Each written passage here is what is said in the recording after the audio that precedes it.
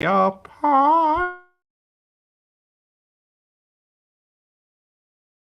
Gentlemen, you can't fight in here. This is the war room. Welcome to the Cornhusker Corner with Blake. Everyone in this room is now dumber for having listened to it. I award you no points, and may God have mercy on your soul. And Brooks. Is mayonnaise an instrument? And you better bet your bottom dollar that these two brothers know how to handle business. Here's a hand up to Thunder, who gives it back to Mike Stokes. He's going to throw it. He's got a man out. All right, welcome to Cornhusker Corner, where there's no place like this podcast. As always, we're Blake and my brother Brooks, who is currently muted. This podcast. There you go. I always love that. Oops. Yeah. But anyways, let's chug forward. How was your week? Started. Yeah, good. Good. Week was good. Yeah, it was good. I heard you had some martial issues. Yes. Doing karate. Yeah, do some karate. Inside joke. Sorry for the listeners. Yeah. But no, we had a lot of really bad storms down here in Florida. And yeah, it was fun. Lots of rain. Apart from that, pretty uneventful. Uneventful time in Florida. Complaining about the rain, the 4 days of the year that you get it. Well, I'll tell you this: the days of the year that you do get rain down there, you're worried about getting wiped off the face of the earth. So there is that you have to worry about. What are you talking about? We get rain all the time. Hurricanes. Well, Hurricanes. Yeah, that's what I'm talking about. I understand hurricanes, but it's not hurricane season. We get Florida is one of the wettest countries in the United States. Yeah, well, it's like tropical. It's one of those areas where like you're gonna get a little rain every day. You know, the rain gonna come, but you're also gonna get to surf. You know, so if you're stop complaining. That kind of That's what I'm trying to say. Is stop complaining. Yeah, that's how my week was. I didn't know what happened except rain. Well, we're not here to talk about your week. We're here to talk about my week. All right, go ahead. My week was interesting. I made it up to Nebraska for the week. I hung out with Grandma Mary, our grandmother, and Carl. Pretty self-explanatory. Yeah. Well, I just want to reiterate, anytime we have new listeners, I just want to make sure I say stuff to reiterate the fact that we're brothers, because in case you didn't realize, we're brothers. We have the same grandmother. Anyway, so I went to visit her, and it was a fun time. Had a chill time. Went to the Omaha Zoo. Got Runza a couple different times. It was really cold, so that was good. We went on a bunch of different walks and stuff. There's lots of nice parks in Nebraska. Nebraska is a low-key, really nice spot. I enjoy visiting Nebraska. Very relaxing. But anyway, so we went to the game on Saturday, and the game was it was a fun time. It was a really fun time, I'll tell you that. I mean, it was cold. It was very cold. Yeah. We woke up that morning, and I go into the living room, and Carl looks at me. He's just like, "It's snowing, dude." I was just like, "Are you freaking kidding me? It's snowing." So we got all bundled up. Of course, they live there, so they had everything. He gave me the gloves, gave me the thermals underwear or whatever. He gave me the ski mask, and we pulled up to the game, and it was cold walking up to the game. It was really cold walking up to the game. Once you got into the stadium, it was fine. But it was whipping wind cold walking up to the game, and I was laughing because I'm from freaking Texas, and and everybody was in just like one jacket. You could tell like they weren't wearing like crazy layers like I was, and I was like the only one who had a face mask on. Like like I had the ski mask on walking up to the stadium. I only had it on for about 10 minutes, and then I felt like a bit of a wuss, so I took it off. But it was fun. There was a lot of people there. The energy was really cool. It dawned on me sort of a number of times while I was sitting there. It's like, well, okay, this is a new era, It was like sort of the official all right, the Matt Rule era starts now. And I'll say this: there was a different feel around the program. I had never been to a spring game before, so I don't know what the other spring games felt like, but there was always sort of a butt clinch nature when you visited Nebraska in the Scott Frost era, where everyone was kind of just looking at each other like, ooh, like all nervous, you know? Are we going to be good? But there was no stress in the air for this. It was just a fun event. I mean, I sat there during the game and talked to a guy who had brought his kids. They were watching it, and we sat there and talked for damn near the whole game. Obviously watching the game too, but yeah, it was a good time, and they made it interesting because they played football. Yeah, and I appreciated that. So it was definitely a little bit more interesting to watch on TV. Could imagine. Yeah, I mean, I've watched it. I've rewatched it actually twice now because I wanted to get that. We had end zone seats, and just as well as me, it's sort of hard to gauge things from the end zone. So I watched the game a couple of different times now, but yeah, it was a fun time. I thought the energy in the stadium was really cool. Right before the game, they do the tunnel walk and all that stuff. No, it might have been before the tunnel walk, but they had a very cool presentation where they brought back the original Herbie. Blonde Herbie is back, which I thought was really cool. They redesigned his suit to be overalls, corn in the pocket, blonde hair. And one of the things I really liked about it is I was cracking up when I first saw it because his face, he has crazy face. Let's just put it this way. Like you just zoom in on his face. There's no way like, around it. Like from Psycho. So, but I was looking at it and I was thinking, I was like, every single Nebraska mascot for all time, except for the most recent Herbie we just had, has been a little insane looking. And so it is almost fitting that they sort of gave him very defined features and gave him dimples and cheekbones and like all the stuff that just makes him look like something out of a horror book. It's those big circles, whatever. Yes, it's a it's supposed to be Mario Lopez dimples. Yes. That's what makes him like unnerving a little bit. Yeah, past the point of just some mascots. But then I was also thinking too, like, how many mascots are really like handsome? True. Like, not very many. I can't think of one. I mean, I guess the Irish have like a little guy, but he's just a normal person. He's just a normal person. That's like a normal one, I guess. So he doesn't have any weird, then the features. rest of them are like animals or weird prospecting people. Yeah.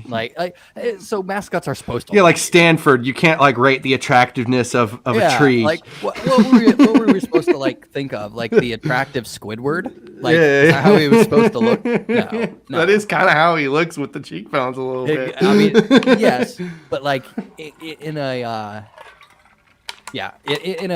unnerving way. I mean, I just know that somebody in our opponents for sure. Somebody posted a picture of just his face, like zoomed in on his face, and yeah, it was pretty unnerving. But that's good. To me, that's how a mascot's supposed to be. Like, nothing about it was cringe. It totally tipped its hat at the past, while also it was a modernized design. It was much cleaner. Much more packageable. And I think the coolest part about it is, and I think what Trev was trying to get across with the whole thing was, think about it. We had blonde Herbie throwing the OK forever, and then you look on the field and it's brunette Herbie looking completely different. It's like, who's who, right? Mm-hmm. So Herbie comes out of the tunnel and you see him on the bike next to all the emblems that look like this, and it's like, okay, there's unity here. And it's a little thing. He's not saying okay anymore. Well, right. He's holding the number one up. So yeah. But the mascot. My point being, the mascot on the field looks like the graphic, which it sounds like so little, and it is a little thing, but it's all part of this whole thing that Trev's been on, which is about unity and about everybody pulling in the same direction. So I thought it was good. Yeah. So yeah, the tunnel walk was cool. The game was fun. as far as things that happened on the field, so I guess we could kind of go into Frank real quick, and then we can sort of talk about some X's and O's. Yeah. So first play of the game, they run an option fullback trap out of the I.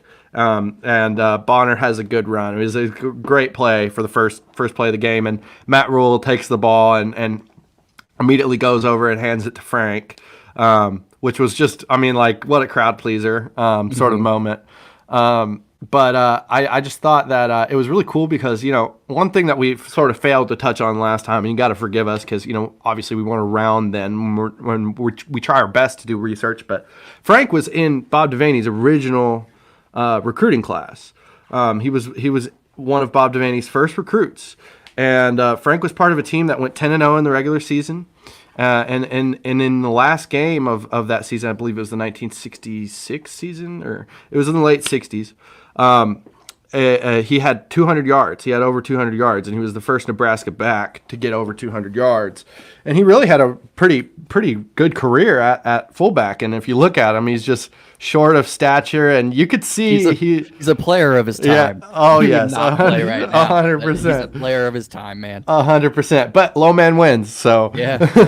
Yeah. So yeah, I just thought it was really cool. And then at halftime, they did the whole thing where they went through his career on the jumbotron, and they just point by point, because people think, oh well, they're bringing Frank back to end the curse. It's like, well, Frank didn't deserve to leave Nebraska like that. He had been there for over 30 years at that point. And he had done a lot more at Nebraska than simply being a head coach for 5 years, you know.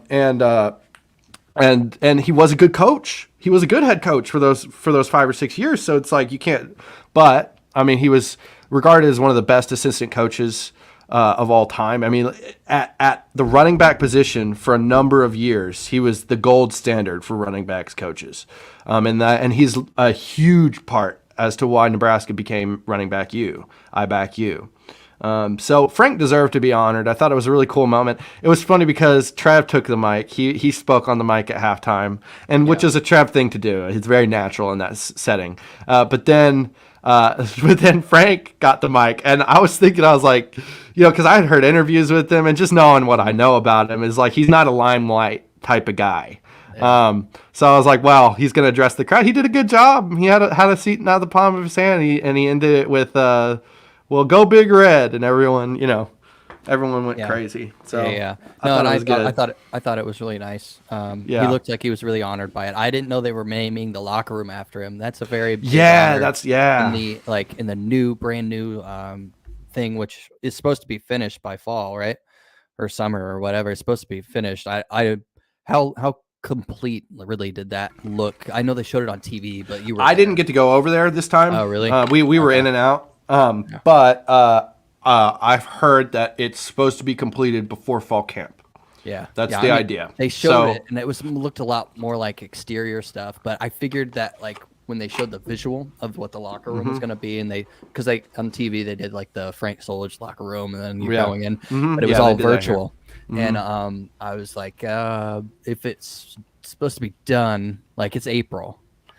They might have like kind of. So I was just wondering if. Here's what I know. What I know about it is that they might not be. What I've heard about it is that they might not be. And you know how construction projects work like this. They might not be 100% done by the beginning of fall camp, but it will be usable for the team and everything they need by the beginning of fall camp. So they're prioritizing certain aspects of it. And extraditing certain things. But okay, so let's get to the on the field stuff. I thought it was a really interesting watch, actually. So I guess we'll start with the positives. Okay, we'll start with the positives, and you could start, and I can just sort of riff off of whatever you say. But what are some positives that stuck out to you from the play of the spring game? Well, there's a couple things. And some of them we'll get into later. I don't even think I'm going to touch on them anymore because it involves transfer people. But Sims, he throws a pretty ball. He spins it really nice. Just really tight, tight. And that makes it a little bit more catchable. Like Casey does too. but he will throw a kind of a duck looking accurate pass. Under pressure in a game for sure. Yeah. So that was a positive. He throws better than I thought, just based off of how I saw. Billy Kemp, where did he come from, man? Yeah. Like a little fast, twitchy, receiver. I mean, geez, Virginia. Really. I mean, he was their leading receiver. It's like okay. Transfer portal era. I know, but you never know when you see those people, and people look like studs in the spring game all the time. Right. Just don't pan out for one way or another. But that was cool to see. I mean, yes. And then our running back talent, we are deep. We are deep in that position. There's some negatives there too that we can get into. Let's see. And Harburg, his legs. Yeah. Okay. Yep.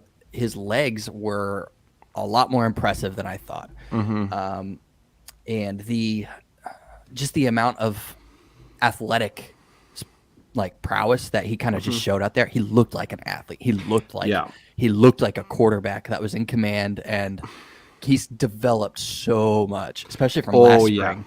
He looked Let me tell you, seeing him in person run that offense, it's like you take a freeze frame of how the starting offense looks with Harburg at quarterback, and you just look at it and you're like, ooh. It's like that looks pretty good. Yeah. He just looks the part a whole lot more than even he did last year when we saw them at Oklahoma, and when I saw them at the other game I went to, Illinois game. Yeah. And what's funny about him is he was known coming out of high school as more of a pocket passer type guy, but he's really developed as a runner. Really. I mean, I do think those couple of years with Frost really helped him in that aspect, because it was never going to help him be a pocket passer, just because that's not how the Frost offense really was. It was supposed to, but whatever. But back on Frost. Yeah, back on Frost. But no, I think that really helped him develop the weak parts of his game. And now he's just coming into his own as kind of he's definitely at least third, at least, maybe even second. You don't know how that works out. Well, the recent moves we'll get into, I'd say definitely third. To be honest with you, I would say so. With the recent moves that have happened, I'd say definitely third, because it's argued with him and Chuba, obviously, but oh yeah, keep forgetting about Chuba. Yeah, exactly. But yeah, so let me. So I agree with you. Sims looked really good. Sims had his spiral. Yeah, it's very nice on that seam route to Borkager right off the bat. I was right behind it, so I was really watching Sims. So I really saw it come off his hand, and when you're on the same line as a pass, you really can see how it moves. It was a very nice ball. It was a very, very nice ball. Didn't put too much air under it. No. Didn't float it too much. Got a zip, because that's how you have to throw that, or that guy's going to get destroyed. Yeah. He was 9 for 13. Pass. He was 9 for 13 with 136 yards. He was efficient. He didn't do anything too stupid with the ball. I thought Jeff Sims was just a positive overall. I agree with that. What was the other? Billy Kemp. Yeah, Billy Kemp, I agree with that. Billy Kemp was just all over the place. From coming from somebody who never played a skill position like that, even at the high school level, like I said about Trey Palmer, it sort of dawned on me that if somebody is getting targeted a lot, it means they're open, and if they're open, that's like the first half, if not more, of their job, right? So Billy Kemp was open a lot. He was targeted a lot. That's a good sign. And I like how he looks out there too. I also he only had a couple of flashes, but I think one of them really flashed on a return, and another one he played on the red offense. Josh Fleeks. I thought Josh Fleeks looked really good too. Looked a lot like maybe him and Billy Kemp could be a 1-2 punch with that style of receiving that they had. Very similar. Tyreek Hill style. He's going to run 500 million yards and somehow get the first down. But I agree with that. The running backs, what makes you say that as a positive? I'm not saying it's a negative. I'm just, what sticks out to you about it that makes you say that? So a lot of experience. Okay. There's so much experience there of being a starting guy. You have Irvin. You have enough. Gabe Irvin. You have Ramir Johnson. You have Grant, AJ Allen. That's four. That's four backs that have gotten substantial playing time and have proven that they could be the guy if they're called upon. They're deep, and I don't think all of them are probably going to last. If I'm just being honest, but just from what we have now, the starter for last year is probably the one that looked the worst. AG, Anthony Grant. Yeah. But again, it's spring. I thought Gabe Irvin's touchdown run was really impressive. Yeah, I thought his touchdown run was really impressive. He definitely looks a lot more healthy. I don't think he was fully back last year, from that injury. Yeah, you know what? I'm a little bit on the Irvin train at this point. I think he looked really good out there. And and I will say, you know who else just keeps proving himself to me is Ramir Johnson. He has a way of finding space out there. Like he has a way. There's this running back from like 2007 who played for West Virginia. His name was Noel Devine, and he was like a 5'6" running back. And the crazy thing about him was like he could hide behind his offensive lineman, and that's why it was so good because he was so short that they couldn't see where he was. I'm not saying Ramir is exactly like that, but there's an element of that where it's like he almost gets lost in the pile, and then all of a sudden he's 5 yards ahead of everybody else. Yeah. No, and you pair that with his just breakaway speed. He's like the other backs are more of the pound ahead, get a couple yards. I mean, AG has some really good shiftiness. He kind of relies on it a little bit too much, if you want my opinion. But Ramir is the speed guy. Like, you get him a hole, he's going to get 10, 15 yards because he's elusive and he's fast. I agree. I like Ramir a lot. I don't want him to go anywhere. I like him a lot. He's he could be a key contributor on this team. I still believe that. So another positive you said was Harburg. I agree. Harburg, we talked about it. Harburg looked really good. Another positive I'd like to bring up was, now say this with me, S-A. No, you man Mielen. You man Mielen. The freshmen that they brought in for the defensive line as a whole, Princeville Uman Mielen, Maverick Noonan, there was another guy. Cam Linhart also looked really good. The freshmen that they brought in at the edge position and at the pass rushing position really impressed me. I mean, watch the spring game again. Key on 55 on the defense. Just watch him and know that he's a freshman who was playing high school football 6 months ago. It's insane to me. I mean, the whole defense, that was another thing that I did. Yeah. The whole defense in general. MJ looked crazy good. How they were, literally just how they were moving around. They were treating it like a real game. And that's hard to do in a spring game. Yes. Very hard. Yes. But they weren't like taking it easy because they know these guys and see them every day in practice. Like they really flew around. No, they were competing. It looks like they had installed just the base, which is fine for now. I mean, but it was impressive. I was impressed with the defense as a whole. I was very impressed with the defense as a whole. I'm just saying, those freshman dudes that he brought in, Uman Mielen, everyone's going to say, I can't say his name. Uman Mielen. It's not that hard. Let's just say that right off the bat. Princeville Uman Mielen. It's a little interesting, but like we got this.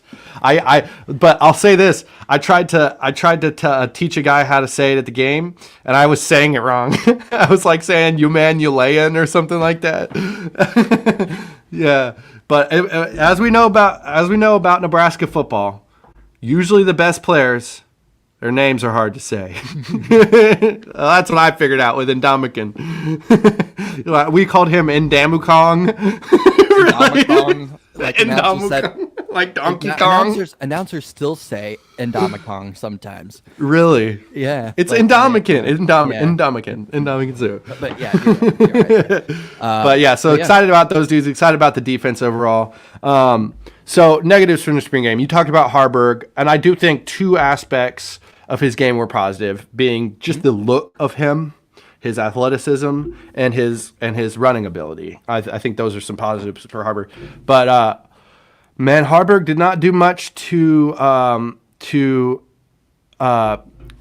he didn't do much. Yeah, he didn't do much to make a case for himself as a passer.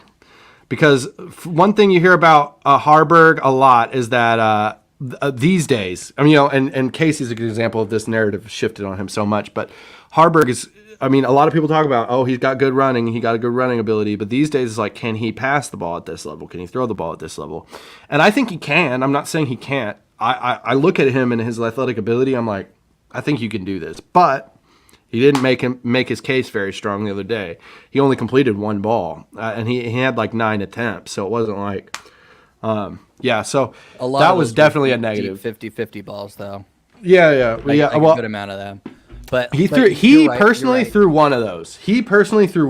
I've watched. He personally threw one of those. It was a 50-50 ball, and it looked good. I will say it was to Betts. It was to Betts, and the ball itself looked amazing, but it just was thrown into double coverage, and he didn't lead him enough. He needed to lead him more and let Betts use his speed. Yeah, when I saw that, it kind of was like, okay, he might have underthrown him, but the announcers are also talking about how much wind there is. Yeah, there wasn't that much. I'm not gonna lie. It was. I've been in a windier Memorial Stadium, much windier. Right. So that was a negative. What other negatives jump out to you? I mentioned one of them. Grant needs to just stop doing that little skip jump thing. He got really he had a little bit of success with it last year, but then when people figured out that's his move, they just attacked his feet and it was kind of over. And he's kind of not hitting the hole a little bit. I saw him get chewed out for it on TV. That's kind of that's one of the negatives from that room, and also ball security. Oh yeah. That's what I was about to say. Just from the backs, okay. For now, because I know there was one. The quarterback counts as backs, I guess, right? Yeah. Okay. Yeah. So quarterbacks had some. Receivers had a fumble. Were there any interceptions? Yes. There was one, I think. Yeah, there was one. There was one, I think. I don't remember if there was an interception. I've watched it a couple times. I think there. I would remember. Yeah. I would remember. I mean, I don't think there was. There was 8 fumbles though. That's the point. Yeah. And a number of them were. There was a number of them that I saw. One of them in particular, that happened with, I believe, Harburg. And it was just a basic eye play, and the ball just got caught on the lead blocker. He put the handoff out too early, basically. And AJ Allen never even saw the ball. But that might have been Purdy actually. But anyway, ball security, ball security, penalties, and I'll say this about these kind of topics. I mean, because receivers fumbled, running backs fumbled, quarterbacks fumbled. Again, we had 8. The spring game is always pretty ugly in terms of that kind of stuff. No matter really where you are, it's ugly. That's why they do it. They haven't played football in a really long time, in months, is to get out there and try to play football again. One of the reasons they probably, had to do that is because Rule even said they need to learn how to play football. So it made sense, but take it with a grain of salt. It's not really necessarily, some people look at it as like an indicator of like past years, but if so, like some of our previous spring games of the past couple of years have looked really good on the offensive side, and what happened with that. So don't look too much into things like that, because they were playing real football. Like I don't criticize it nearly as much. I'm not worried about it nearly as much because they were actually hitting. Like, think about it. This time last year, we were talking about, is Garrett Nelson really that good, or was it only because they were playing thuds? You know what I mean? Like, remember that? And so it's like, we don't have, like, listen to us right now. We're able to like talk about football. We're able to like talk about it as if it was a game, because it felt like a game, because they played it like a game. And that's, I think, the new staff for giving us that, because it feels much more natural to talk about it. But yeah, so the turnovers were a big concern, but again, like you said, it's a practice essentially. Okay, so I did have a note here about one last thing on Harburg. In passing, you're good.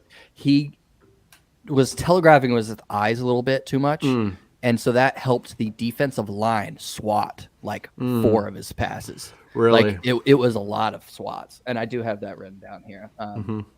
Anyways, another staying on the quarterback train, and people that I always forget are still in the program, the Chuba. And, you know, he didn't do anything crazy good, but he didn't do anything crazy bad. But he still floats the ball. His A just has accuracy issues. I don't even think it's arm strength issues because that would be very evident. But he just has accuracy issues. Overthrow. I will say, I watched him pretty closely and intently while I was there and the past couple days. He looked frantic again when he first got in there, like we talked about.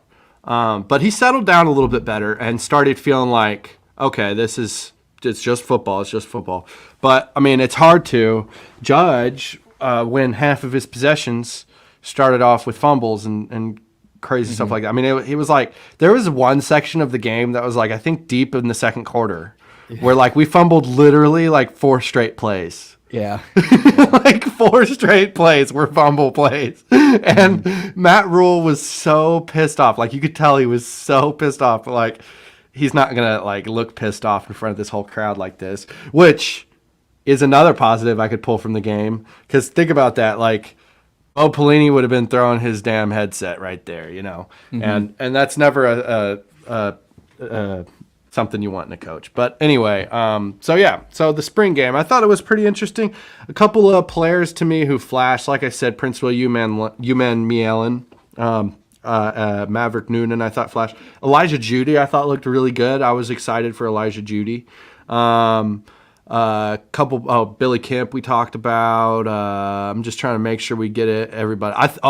He didn't make many plays, so it probably wasn't conveyed as well through the screen.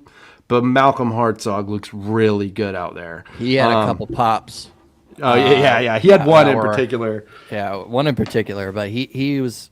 Yeah, I think he's going to be take another step up this year. Yes, I'm very excited for Malcolm. He's undersized too. Yes, in that position, but he puts himself in good position.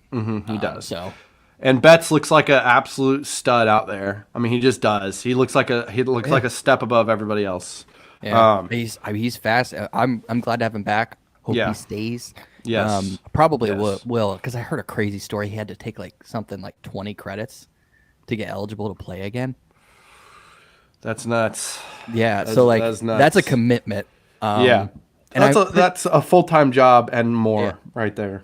Yeah. So, I'm glad he's back. The receiving room in general, there's a lot of guys there. Some of them are even like not playing yet, really. I think some of our position groups are really well suited. I mean, we talked about them like running back, receiver. Any position groups of concern? I think that's what I was getting into. Like defensive back, I think we're good too. I really miss Ernest Hausman in the linebacking core. Yeah, great point. I think our linebacking core with him, no concerns really. Yeah. Just because the guys we have there, again, some people are still hurt, didn't play. I think we're better set up this year than we were last year, honestly, in that position. But again, what does it come down to? Both sides of the ball. It's the line, the offensive, defensive line. They're always a concern, even when we think, oh, okay, we got to fix. Nope. Especially with some of the stuff that's happened in the past couple of days. Well, yeah, but let's start with O-line, and then that topic can lead us into the next topic.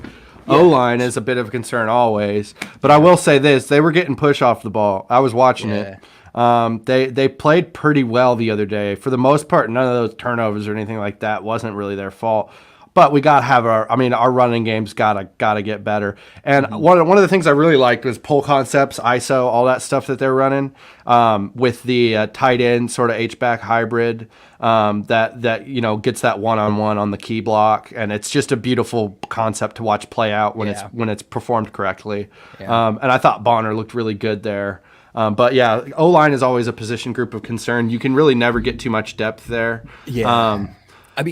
positives there. The Newilly was, obviously back. I saw him make a couple really great blocks. I saw Hood make a couple really good blocks. Really? Okay. But I haven't watched the game looking for him yet. Yeah, I thought he got really hurt when he went down and got helped off the field. But then he came back in and played, and he was fine. Yeah.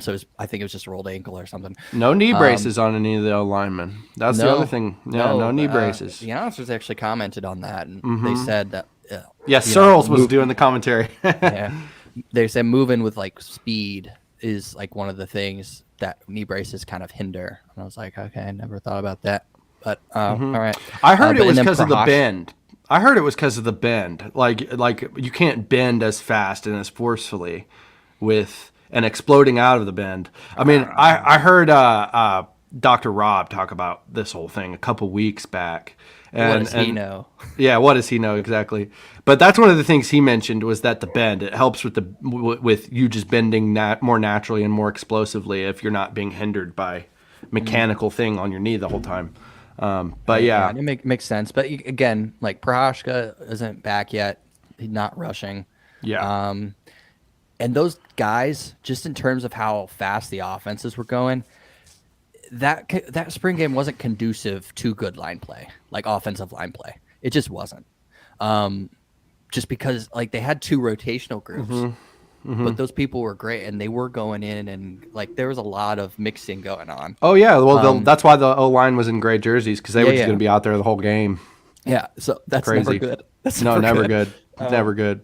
So you have to give them a little bit. Like a lot of people are like, oh my god, our line is terrible. Those dudes are tired. They're just tired. They don't have many breaks. There's no commercial breaks.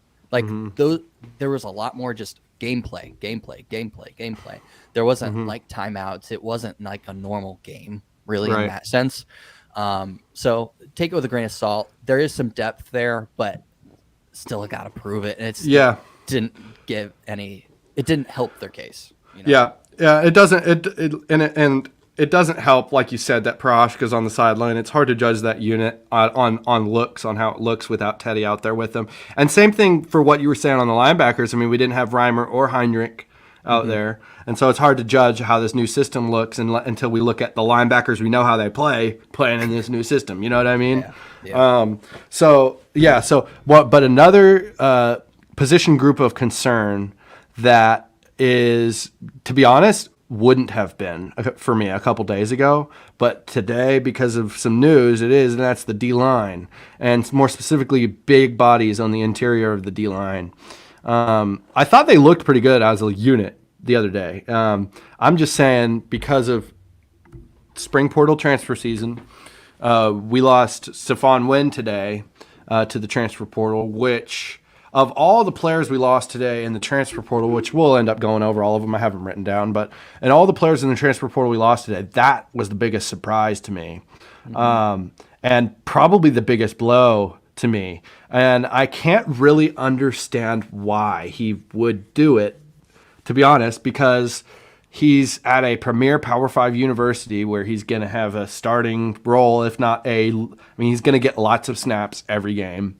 He's going to be able to give Big Ten tape for the NFL.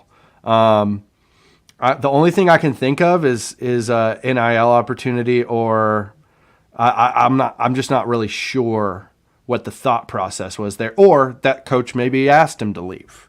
That's the other thing that nobody will want to say, is that through this whole process, Coach Rule was having meetings with each individual player, and there's a procedure by which these days you respectfully ask a player to transfer, essentially.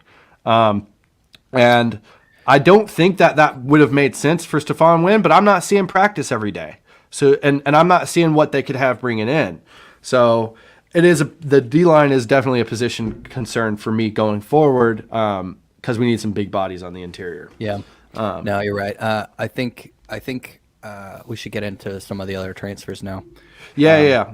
So a couple transfers the last 2 days. So we got Alante Brown, who hadn't been with the program since the beginning of spring, but it was just confirmed a couple days ago that he's transferring. We got Richard Torres announced yesterday. Victor Jones Jr., wide receiver, announced yesterday.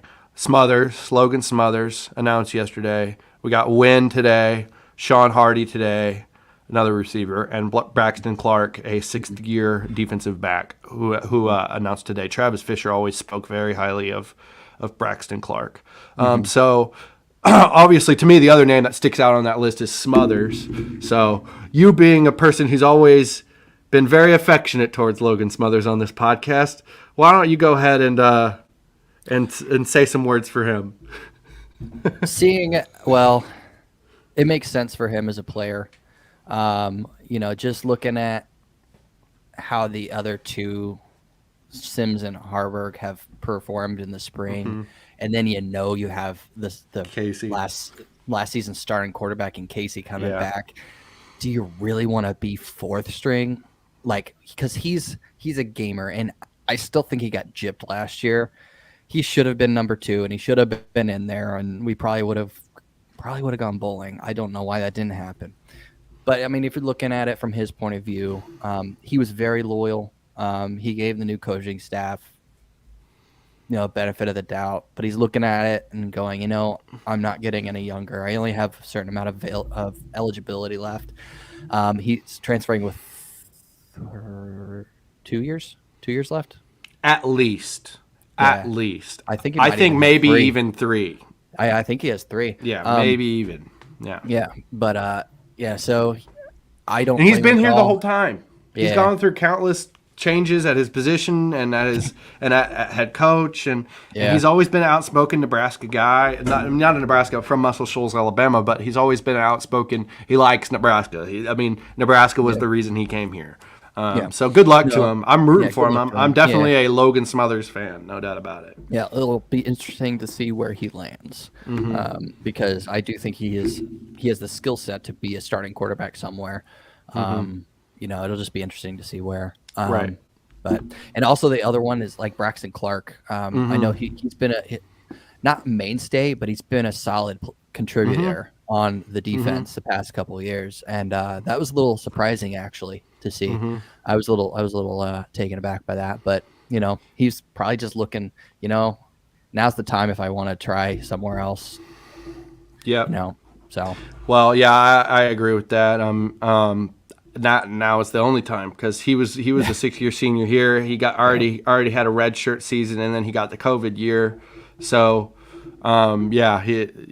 he needed to do it now, if anything. And I guess defensive back, we've already talked about it. It's a relatively loaded room in general. But I think the interesting part about the transfers, we've lost 7 people so far to the transfer portal, which puts our scholarships at around 93, about 8 above the limit. So we're getting closer and closer to the spots where it's like, okay, here we are. This is our roster. And I think it's interesting that we just read off 7 names, and I like Smothers, I like Clark, I agree with you, but the only one on there that was really going to be a big impact on this team was Wynn. And that one hit me today. I was like, oh, that might be a problem, but we'll see. I tell you who is having problems. Let's just talk about it, because this whole thing's been crazy, man. It's been really crazy. And I'm going to take it back to something that you said, like Colorado. Yeah. So Rule has been saying, meeting with players, right? And asking them to leave. There's a right way to do that. Right. And I don't think Colorado's doing it. They've had at count today, last time I checked, 21 players leave that were on the team last year. And listen, he said he's coming. He's coming. Yeah, he's coming. And he's rubbing people the wrong way. In kind of like, he cares about, Prime cares about the players to a certain extent, but Prime cares about Prime too. He's a big personality. He's a, just. And with that being said, he can rub people the wrong way. Right. But there's reports coming out, and all of this is really rumors and speculation, so nothing is set in stone. But there's stuff going around that multiple players are saying that he's not letting them release his practice and game footage from the time they were there last year before he even got there Yeah. to help them in the transfer portal. When you're trying to be a mentor to young people and you really want what's best for them, you want to win, but you also want what's best for the players coming in and out, ones that gave you a chance and, you know, it's just not going to work out. You want them to be successful. That's not really helping them to be successful. It's not like they're giving anything away. It's a completely different system. You're just showing, this is how I look in a game. Can I play for you? Type stuff. I don't know. What do you think about it? I have some more thoughts, but what do you think? Yeah, so let's just get through the news of the whole thing. So Colorado, Prime's at Colorado, and a number of players have been transferring out. Let's just put it this way. So they are probably the most social media heavy team in college football. They post every day, multiple videos and pictures and all this stuff. It's almost like they have Hard Knocks just following them around all the time. And so with that being said, a lot of practice footage prior to the spring stuff had been released for Colorado, and the talking point about the practice footage was like how small they are, right? And their practice footage. And one of the things I said that I thought was kind of funny was like, is Colorado running a psyop where a local high school has agreed to pretending to be them online? Because that's literally what it looked like. They looked so small. And I almost didn't want to say that because it's like, you know, we're playing them or whatever, and then I don't want to have to eat my words. But so that's what's leading up to this. And he has a meeting with his team right off the bat that's like, you know, if we went over it. Transfer. Yeah. And so then now you're getting all the way to spring, and 23 people have transferred after the spring game. A number of them large producers for their team. And like you said, a number of them were members of the 1-11 team, and he won't give them their game footage. This is just starting to get a little interesting, a little weird. Somebody compared, I saw somebody online the other day comparing the Prime situation to Fire Festival. And I don't necessarily agree that it's going to go up in flames quite like that if you've ever heard of Fire Festival. But I do think that it's going to be a little harder than people are realizing to really get real success at that school. I mean, Prime was on record the other day talking about the Pac-12 and about how he has a hard time keeping and getting players to Colorado because of the Pac-12. Somebody said, "Oh, well, that settles it. Colorado is going to be in the Big 12 next year, or whatever." I'm just looking at them like the whole time, like they can't pay their coach. They said that in their own press conference. You know what I mean? And it's like, and you got, okay, from a U of H fan perspective, so Dad's talked about this. Lance McCaskill the other day. He's a running back for U of H. He's been hurt. And let me tell you, this dude is an absolute stud, total stud of a running back. And he entered the transfer portal. The talk is that he's going to Colorado.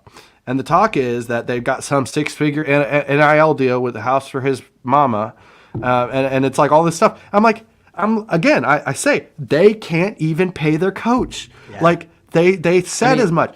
Yeah, so it's just getting a little having weird. A hard time scraping up the money to pay him. How are they going to do it for their players? Yes. Like going back to that, just really touched. Like Houston's boosters are pretty affluent and loyal.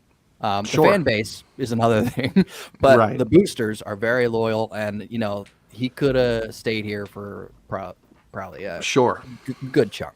But back to Colorado. There's a right way and a wrong way to do things, and I think the biggest question is he going to let his pride get in the way of being the best coach he can be? Right. Because I think that instant success that he had at Jackson State might have been the worst thing that could have happened to him as a coach. Because he was in an HBCU school. It's not as competitive, and people want to play for him because he has this charismatic, almost like preacher type thing. He's really rah, and like you want to play for that guy. You do. But when he got success right away at that small avenue, it might have created a I can do no wrong type thing, and everybody just needs to listen to me. And that's not really how coaching goes. You have to rely Right. on your assistants. You have to rely on, the players have to rely on you. They have to know that they can trust you, that you're not going to betray them. And this is just putting off the wrong type of message. I'm not crying for Colorado. Don't get me wrong. Of course not. But it's putting off the wrong type of kind of smoking gun type of things that like, ooh, Right. there might. It's starting to feel like there a might be like the something. beginning, like the first 3 episodes of a Netflix documentary. That's what it's starting to feel like. You know what I mean? Like, okay, I have the perfect kind of situation here. It feels exactly like Urban Meyer when he At coached Jacksonville. Exactly like that. wow. I totally understand that comparison. Yeah. That's a really good comparison. No, yeah. I mean, shoot, listen to this. Carter Nelson, who's the number 1 player in the 2024 class for Nebraska, or for in Nebraska. He's a tight end, plays 8-man football up in Ainsworth. And he went on a visit to Colorado, and he's gone on a visit to Nebraska, but he went on a visit to Colorado, and then he talked to Sip and Sean the week after he got back from his visit to Colorado. And he was really good at not revealing too much. But one of the things he said about the Colorado visit was that Prime is very upfront about the fact that they are going to use the name of Deion Sanders, the name of Prime, to get this thing going. And that is their strategy. Like, we're going to ride my name to the top. And for some players, that's just fine. And for other players, and Carter even indicated in this interview that it didn't really appeal to him, and to other players it doesn't really appeal to, because the reality is when you go to Alabama, you are going to play for Nick Saban, but you're also going to Alabama. I mean, it's not like Nick Saban's just anywhere. He's at Alabama.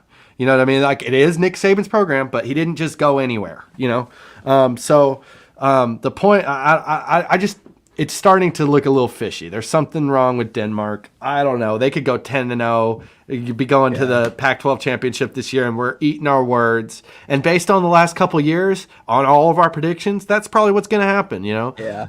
But it just, There's just a feeling about it. And I haven't had that feeling about him until very recently. Yeah, same. I mean, so- think about it. We were talking about in October, like, oh, Prime's coming to Nebraska. We were like, both of us were sort of excited about it. Like, and I'm very glad that didn't happen. Now, let me just put it that way. I don't know if Matt Rule will work out or not. I like Matt Rule, but I think I could say this. I'm glad we didn't hire Prime. Yeah, and let's say that. Just bring it back, full circle back around to Rule. You don't Right. hear Rule, the players that are leaving, saying like, Coach Rule told me to leave. Right. You're not No hearing that. bitterness. Even if bitterness. he is, you're not hearing it, which means he's going I've heard about them it the right thank him. way.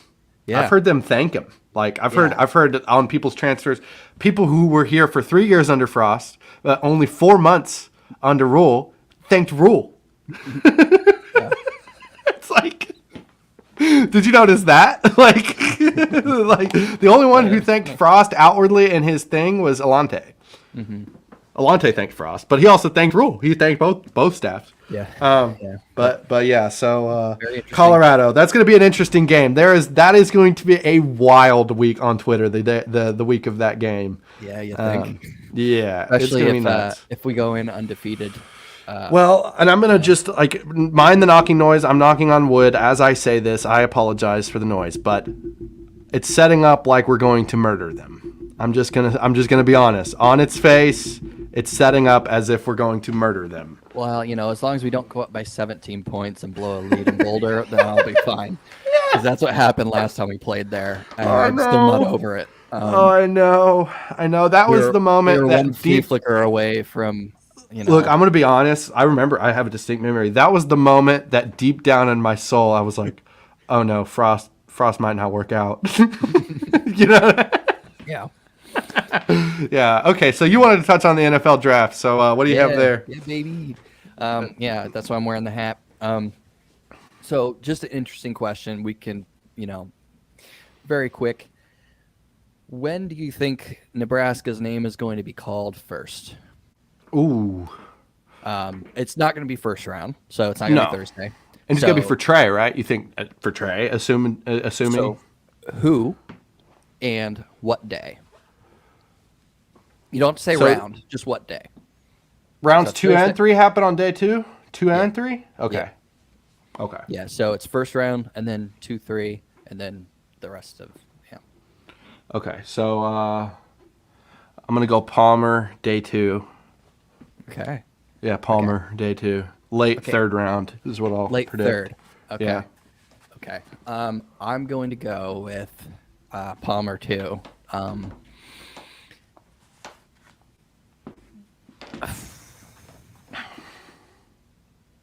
I'm gonna go low third. The Okay. early third round. Okay, let's do this. Over under Yeah. Nebraska, the amount of Nebraska players drafted. I'm gonna say 2. I'll give you the number. My number's 2. Are you gonna go over that number or under? Of the ones drafted. Yeah, the amount of Nebraska players drafted. Over. Oh, so Yeah. you're gonna say how many? 3? 3. Yeah. 3. Yeah. I almost 3. chose 3 as my over under. I thought that would be a stupid number. I couldn't think of the third person. Because listen, you got Palmer, O'Shawn. you got O'Shawn, and I think Nelson's gonna find a place.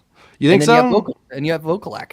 Yeah, one of those dudes, but like those two dudes are both sort of in the space where either, they could both get drafted somewhere. Neither of them could get drafted some, you know what I mean?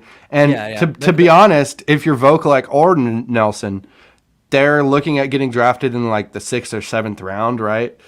If they're going to get drafted. So I always understood that like you'd rather be you'd rather sign. You'd rather be an undrafted free agent.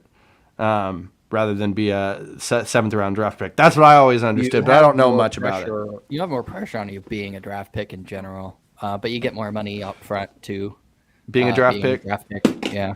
So like undrafted free, so if you're a 7th rounder, what do you make on signing bonus? Like 200K, 300K? If even, but like really? Yeah, it's a lot less. But you get the benefit of the doubt because they spent draft capital on you. So that's one of the positives about getting drafted as opposed to free agency. Because if you get signed in free agency, they're more likely to dump you if their roster space gets tight, just because of like we didn't really spend that much on you.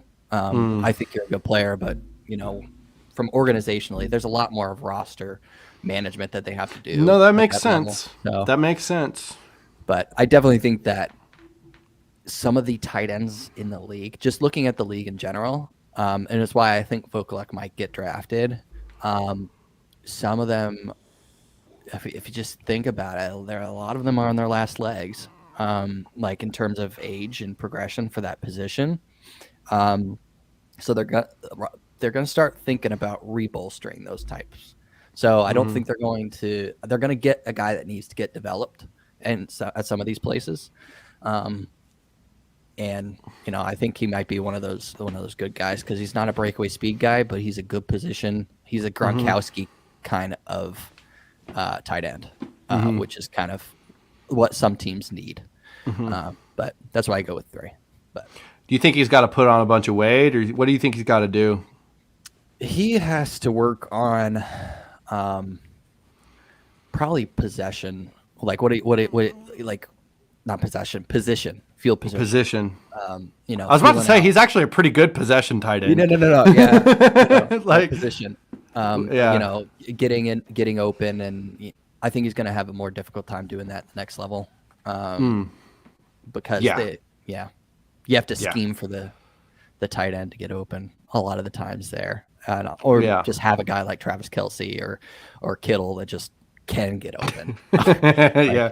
Yeah. As I figured out on Madden, Travis Kelce is really good on Madden too, man. Well, I mean, he's pretty much automatic completion no matter what. Yeah, for sure. Yeah, and just as well as me because I have a 2-game winning streak on you in Madden. So 2? No, it's 1. Yeah. What are you talking about? We talked about this. Why are you even debating this? We talked about it. Yeah, we talked about it. I beat you the last time when you visited, for whenever the last time you visited was. I beat you the very last game. I remember I did. And then we played one game the other night, and I beat you. So that's 2 games. Okay. 2-game winning streak. Yeah, 2-game winning streak. Okay. There you go. Oh, real quick. Wow, we're sort of out of the structure of it, and I did want to ask you, like, do the 2 drops from Gilbert? Does that concern you? Nah. You think it was just what do you think it was? I mean, they were both right in his chest. He's supposed to be this like He Adonis. hasn't played football in a while, dude. Yeah. I mean, he hasn't. They've done scrimmages and stuff, but he hasn't been in fans like that. And I think. Yeah. I think. Yeah. I mean, nobody's perfect, but No. you just heard so much hype going into it, and then that's how he starts out. The one you know? was really bad. The one that kind of bounced off his chest, that was bad. The other one was a very high pass that he climbed the ladder to get, and then kind of it looked like he kind of went, "Oh crap, I'm really high." Oh, that's funny.